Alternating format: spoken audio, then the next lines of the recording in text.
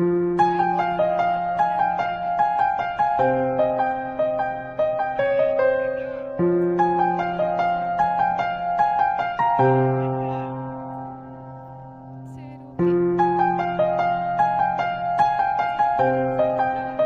எவ்வளோ வருது?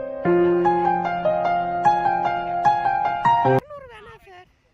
200 வேணாம். நீங்க 100 இதா 100 போதும். சரி ஓகே. சரி சரி ஓகே ஓகே சார். நான் பார்க்குறேன் நான்.